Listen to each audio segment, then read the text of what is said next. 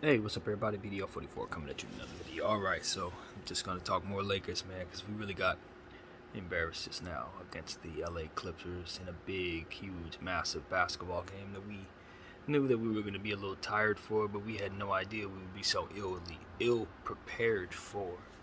And it's one of those situations where you look up and say, okay, I felt like we weren't really prepared for the Jazz in terms of our preparation. Figured maybe it was because we were overlooking the Jazz so that we can, have everything managed for the Clippers. But now that I saw how this game played out, I don't think we were ready for the Clippers either. I'm really wondering what the philosophy is for this basketball team. Uh, I'm at a point where I'm certain what I'm going to see next because he's seen it already about 80 times. They just have philosophies about running players in certain circumstances for the sake of offense. Let's get points on the board. Let's run the score up.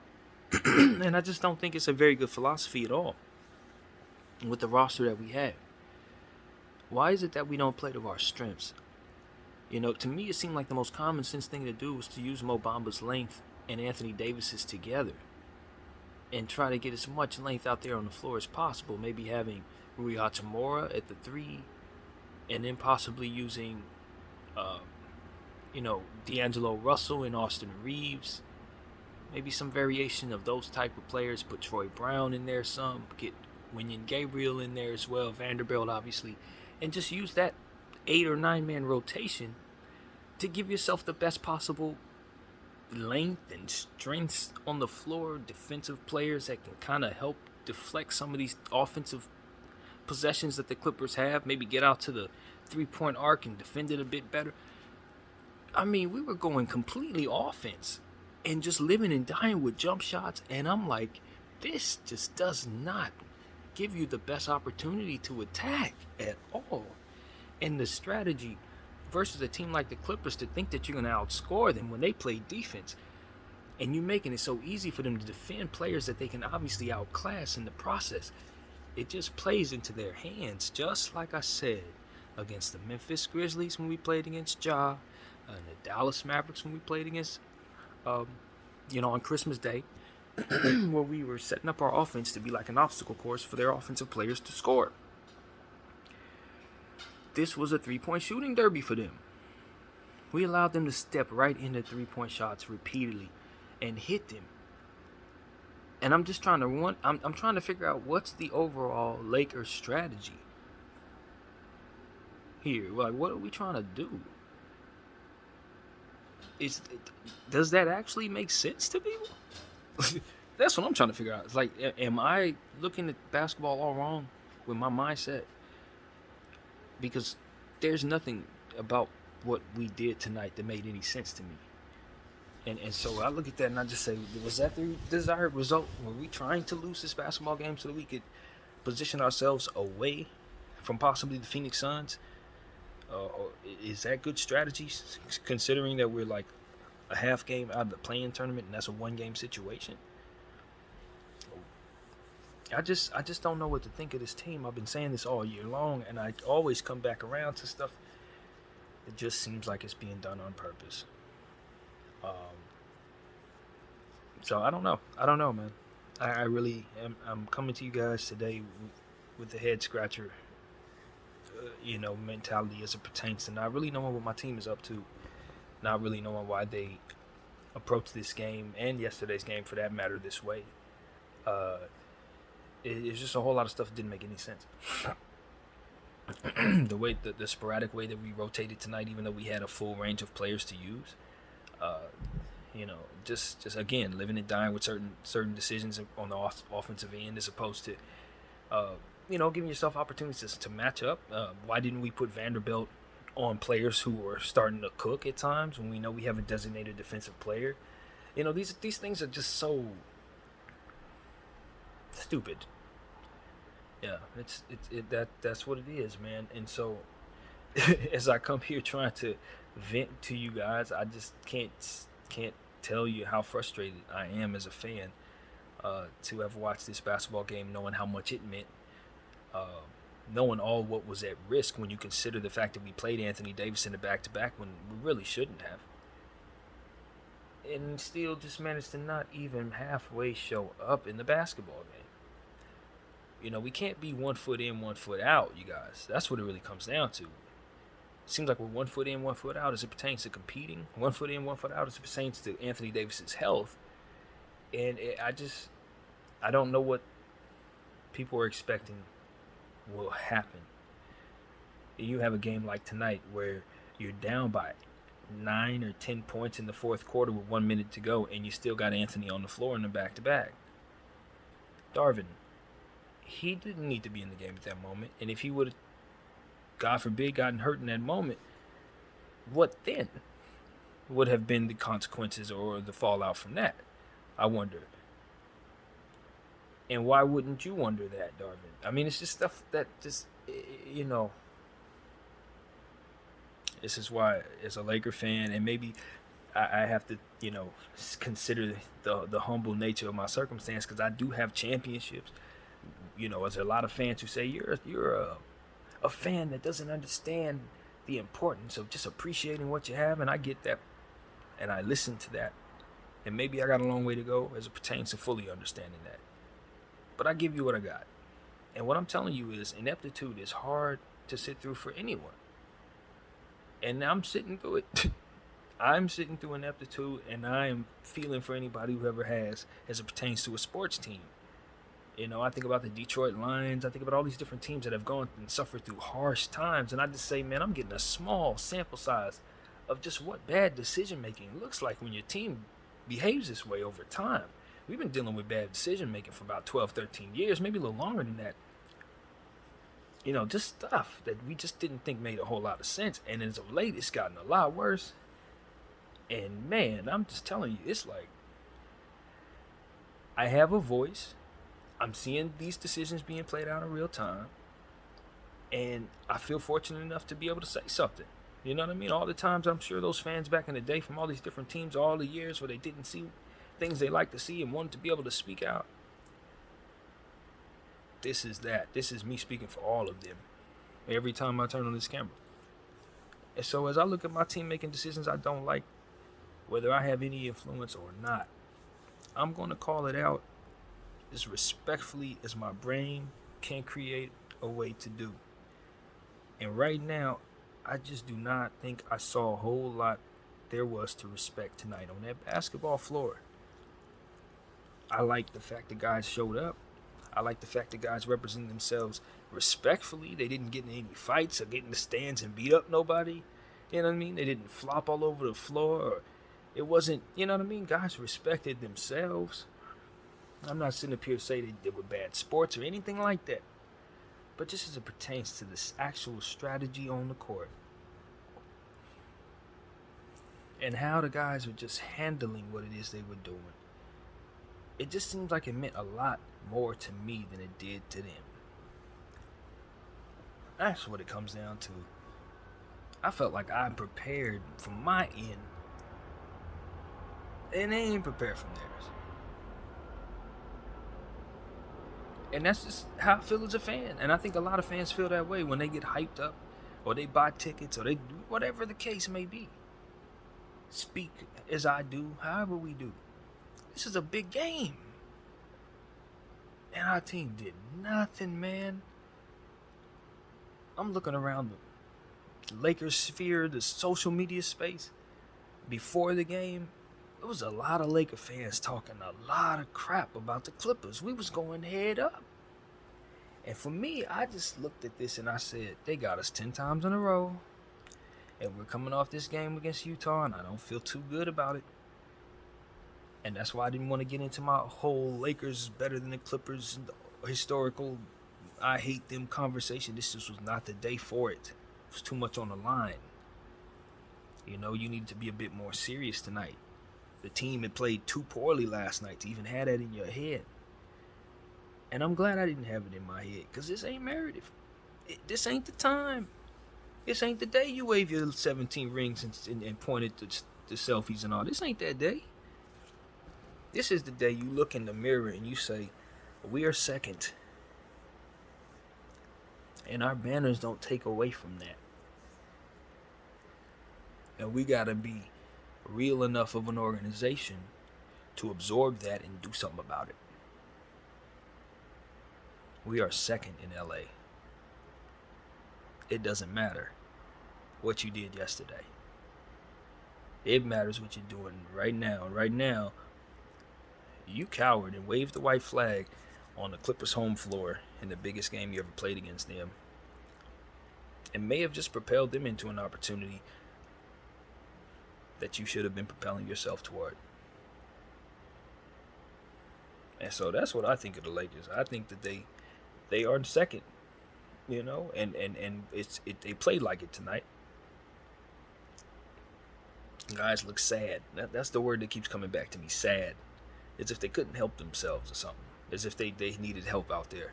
As if they didn't have their full team out there. You know, I'm at a space where I'm just like, this is why I would have cut bait with this 2 years ago. Because all of this was foreseeable. It's a lot of things that domino affect certain other things. You know what I mean? You start the domino and then boom, it continues to collapse as it. I see the beginning stages of certain dominoes. That's what my head does.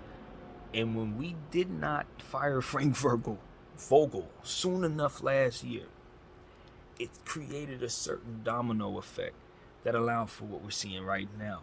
Because we were leaning on LeBron James too much, and it was wearing him down.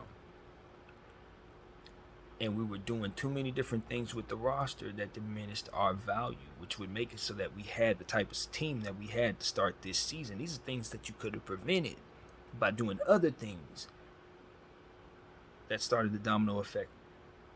You know what I mean? That would have made it so that things would have been a little smoother for you. And so I saw this coming, and that's why I was like, look, let's not do all of this. Let's just, congratulate one another for getting the 2020 championship ring, and then proceed to get the most value for one another and move on, get LeBron James where he needs to go. If we're going to keep Anthony Davis, put a team around him that made sense for what it is that he's at his best to be, and let's go forward. You know what I mean? Get our future back, get our picks back, put ourselves in a position to have a lot more stability, and just go forward. That was my thing, because it's like, I don't want to see a point where we're waiting and we're just tumbling forward and it just falls apart and we're just not quite good enough, but we're, faking it out like we think we can actually do it. We fake comebacks and stuff like that. Nah, this is what this feels like. We can win a championship. No, we really can't. We're so close. No, we're really, really far. And the reason why we're far is because of how people prepare, no less. Not the roster, not the capability of the talent, no, nothing like that. It's just the preparation, the practice scheduling, and all the different stuff that makes you as good as you can be as a unit. This team's not committed to that. They're not committed because guys are too old to practice every day. They're too accomplished to practice every day, and it trickles down as a domino effect to everything else. They're too injured all the time to be together all the time on the floor to practice with one another. It's like, come on, man. Come on. This is why you cut bait. This is why you see when that first domino falls, when you realize we're starting to get to that point where it's too much for everybody to do what they need to do. Maybe guys are getting a little too old, guys, whatever it is. That's when you cut bait. Thank you very much. We accomplished what we did. Let's get on. Let's get on with it. While there's still a lot of energy left in everybody to do what they need to do in other places that best fit them. That's basically what I'm saying. Because Bron right now is trying to fight back from this foot injury, but he's going to probably aggravate that dang thing the way he's going. Or hurt the team trying to keep from doing so because he can't drive at the rim like he needs to, which defeats the purpose of having LeBron James on the floor, by the way. If he can't give me the pressure on the rim that gives me the easy buckets and ones, I don't need his jump shots. He's not an NBA jump shooter at this stage in his career, especially if the defense knows he's doing it. Let's just be honest. He's going to need that ability to drive at the rim repeatedly to be himself. Or he's going to need to commit to passing the rock a lot more than he seems to be willing to. Whatever the adjustment is, we don't have time necessarily for him to be throwing possessions away while he has to figure it out. I'm just being real. I don't need him to score no more. I need him to be a real pass-first player. And he needs to stop turning the ball over in the process of that. And I don't know if he can do it. I don't think he can do it. So I'm at a point where my LeBron James enthusiasm is changed, man. I like LeBron the guy, but the player coming back from this foot injury, he ain't showed me a whole lot to like, man. He ain't showed me a whole lot to like off this foot injury. I'm just gonna be honest with you. Before the foot injury, I can count on him. Lay the ball up, boom, easy buckets. We run the score up. This guy ain't helping me, man. I don't care what everybody saw yesterday with the 37 points. No. No. This guy's throwing the ball. He's throwing possessions away. That's what I'm seeing. So no. We're not gonna pretend like we're cool with what we're seeing. We're not gonna act like this is something that we want to see continue. I think we found tonight that we have rotations he's not a part of that we can defend with. We saw some of that. And look, if he can't get back in rhythm, and if he's not going to be himself, this team's shown we can win without him. I'm not going to sit up here and pretend. We did a whole week. We were winning games left and right. That team was hard to beat.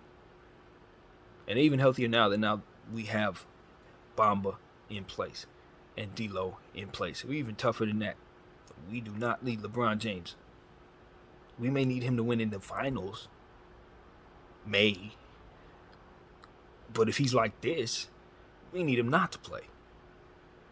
And that's the gist of what I'm saying.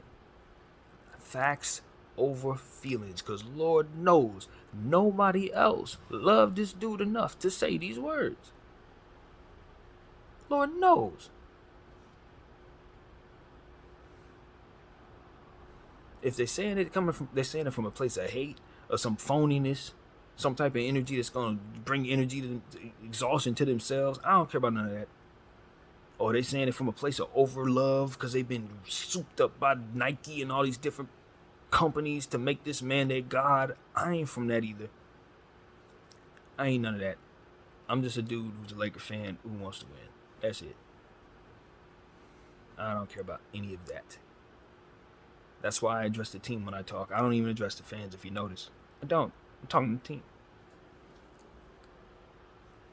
You know what I'm saying? The fans can't help me win no more than I can help the team win by suiting up. We need to be talking to the team about what we see and getting them to understand what it is that doesn't work for them. Apparently, like I said in the previous video, coaching the team. Lord knows the coach ain't. Let's be honest. Hurting the chemistry with some of this nonsense. I can't imagine how Lonnie Walker feels. He knows he's a better player than this. He knows he's a better player than he's being used on this damn team. Just like Thomas Bryant knew he was a better player than he was utilized. This favoritism crap is ridiculous, and it shows. He has favoritism. He leans on certain players. He makes sure that certain guys get their minutes, get their shots, get their this, that, and the third. And other guys, well, they're other guys. And that's why our team isn't very good. Because of that type of click-up nonsense. Over it. I'm over that. That's another reason why I'm ready to move on from this era. Just bring me a bunch of kids that don't have all this nonsense, man. All of the extras. It doesn't feel like an advantage when we lose games like this. I don't feel like I have an advantage when I'm affiliated with them and I got that going on. That don't trickle down to us, Genie. It doesn't. Maybe it aligns a little more extra money in your pocket, but it is trickling down to nothing for these fans. They ain't seen the benefit of this crap at all.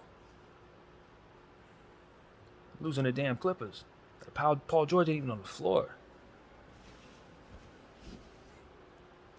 I want to see strategy that works. I don't care about Nike and all the Reebok and all these different super companies that may be aligned to make billions. I'm sorry. If you want fans to be enthusiastic about the product, that can't take precedent over winning. And that goes for the entire space of sports. The entire world of sports. Not limited to the NBA, not limited to the Lakers. If you're not strategizing for the sport, don't expect the fans to fall in love with it. Make it make sense.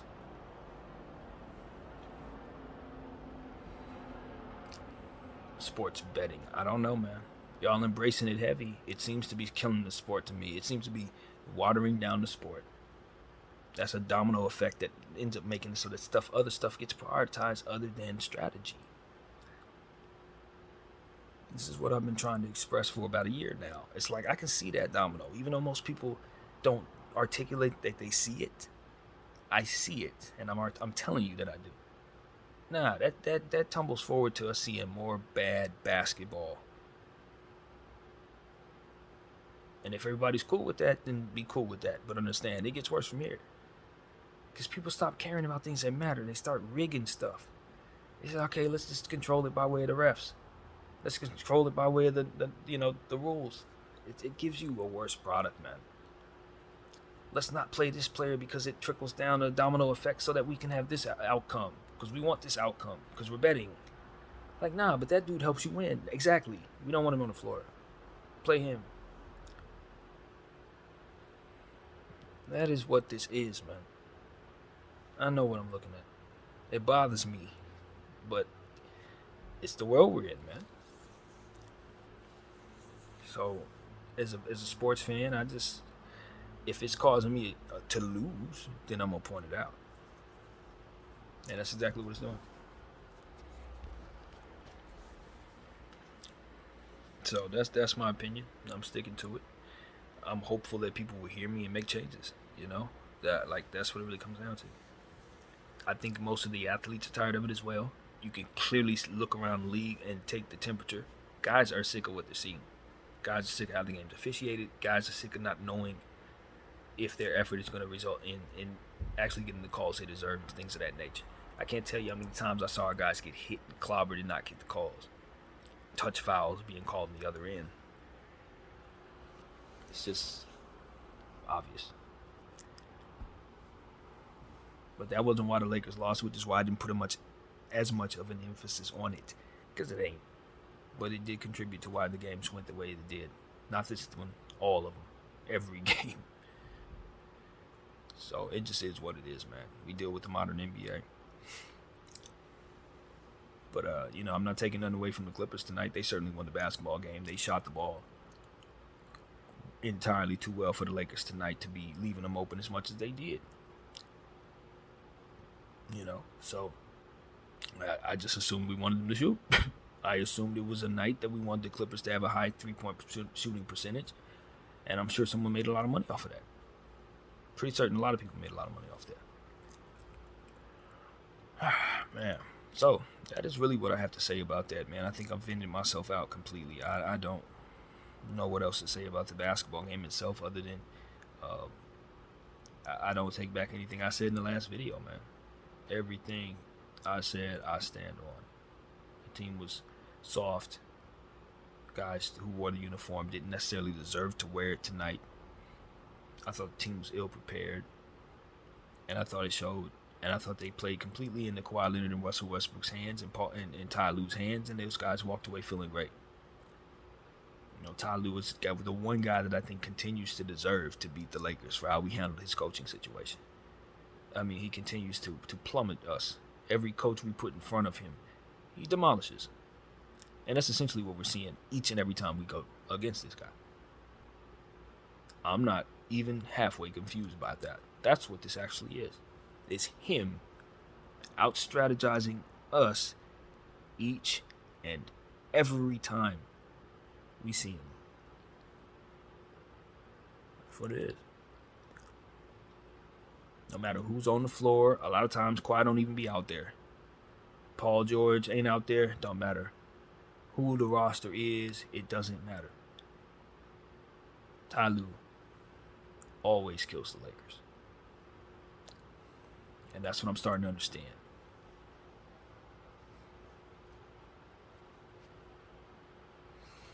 LeBron, you were attached to that. His old player. He got your number, bro. As long as Kawhi's down there, even when he's not, he got your number. And I know that don't make you too happy because you wanted him hired. I don't know what to say about that. LeBron did want him hired. He, by all intent and purposes, LeBron's vision is not really here because we never did give him his coach. That part often gets lost. But yeah, that's the reality of it, y'all. We keep getting out strategized every year because we keep putting the wrong coach on the floor, man. That's a real deal, man. If I ever said anything true to you guys tonight, is that this ain't just about bashing Darvin Ham. This is just about making sure that everybody understands that decision making really does trickle down to basketball play, man. You can't just ask guys to go out there and play hard and just throw handfuls of guys on the floor like they're jelly beans or something. You throwing it off the wall. It's like that's how he puts players on the floor. You get up and go. It's like, are you even putting any rhyme or reason to what the heck you doing down there? Yes, we want shooting and more shooting against all those offensive players that are going to run past all these guys that don't play defense. Nah, Darvin, that's going to get you beaten, man. And then it proceeds to get him beaten, and he does it again. And 80 games later, you've won half his games with like one of the best rosters at the second half of that season. And you're like, how are we still losing against teams that we know we match up well against?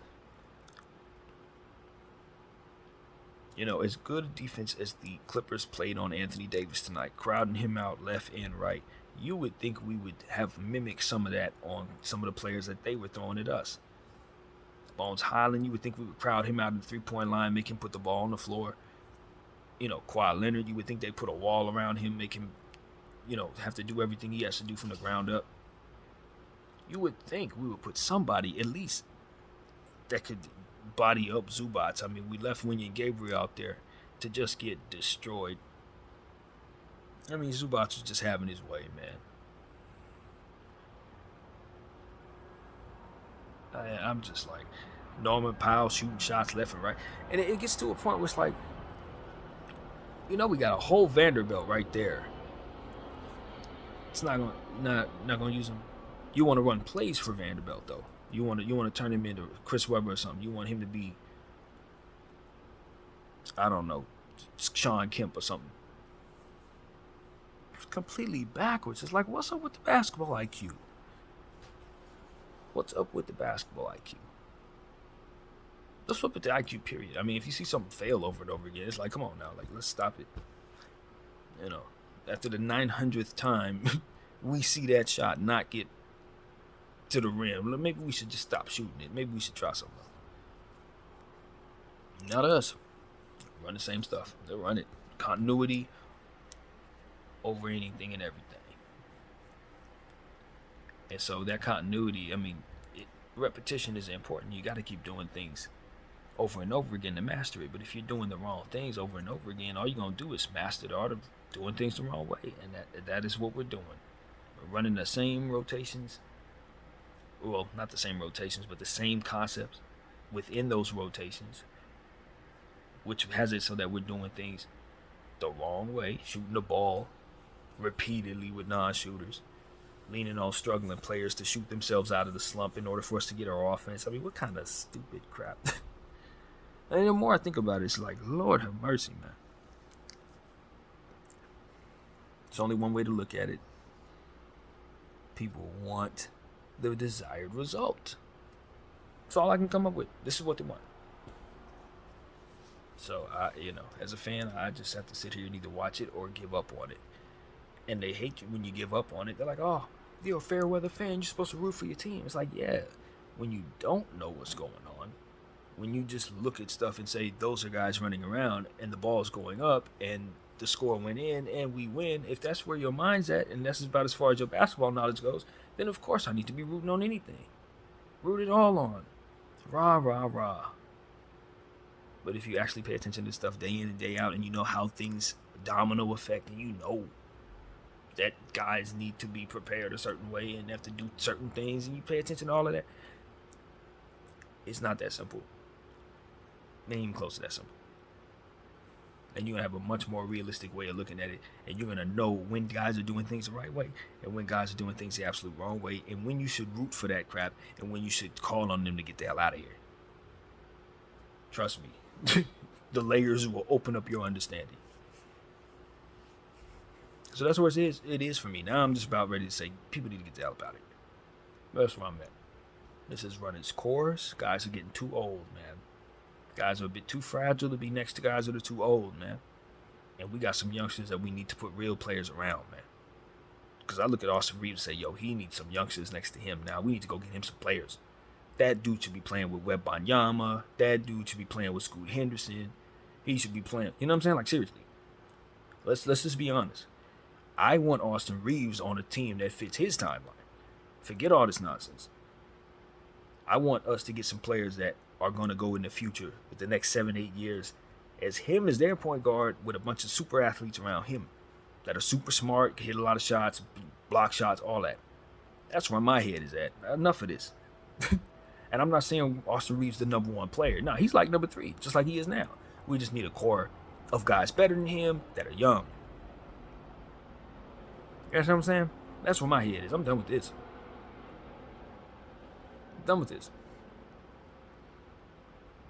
I'm ready to get Evan Mobley over here. Jason Tatum. You understand what I'm saying? That's where my head's at. Give me my new core. Two-way guys. I've never been more serious in my life. Because at this point, it's like, yo, LeBron's done it already.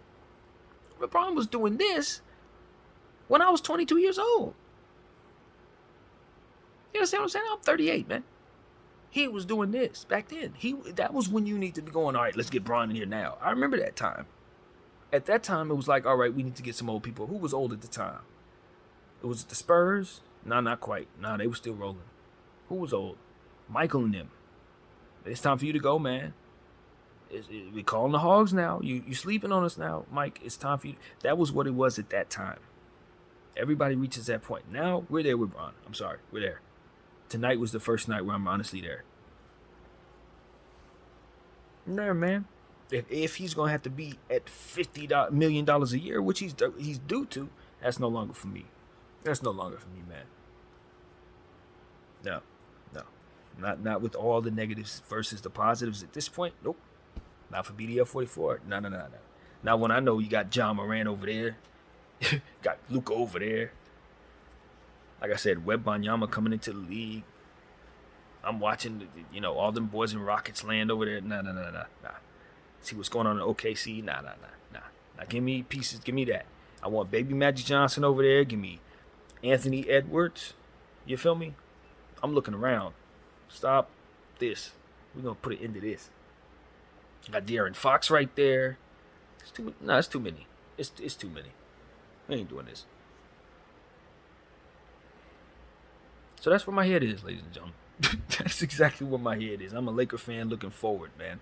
I got a nice crop of young players on this team. D'Angelo Russell, Austin Reeves, and I'm already thinking about the defensive players that best complement them. Straight up, that's where my head is. Give me my Evan Mobley piece. That's what we're looking at this point. I want something like that. So I can go forward in the future. Get my Scotty Barnes, my Evan Mobley. Grab me a John Morant type piece. And let's move forward. Because this Bron AD stuff, I don't know. And look, AD can still be a part of this. He's such an amazing talent. I kind of still want him on the team because he's that ridiculous. But Bron, man, I'm telling you, bro, you are 4 months younger than me, brother. I know when to stop this. If most people don't, someone your age knows exactly when to stop this. Tonight was the night where I said, oh, no more. Nope. It ain't even personal, bro. Facts over feelings. Like everybody else wants it to be, I'ma actually be that. No. We gonna stop this. That foot right there, that's too much. Got them damn turnovers. And now you starting to slow down. Lift ain't the same. I ain't the one to be like, oh, yeah, it's going to be fine because he's a cyborg. Nope. I look at the data. And the data's telling me that we've been going through injury issues for the last, 6 years now? 6 years? And you want to go play with your son somewhere else someday soon? Nah, I'm getting out from under that. This is the last year we're doing this. BDO 44. I thank you all for watching. Out.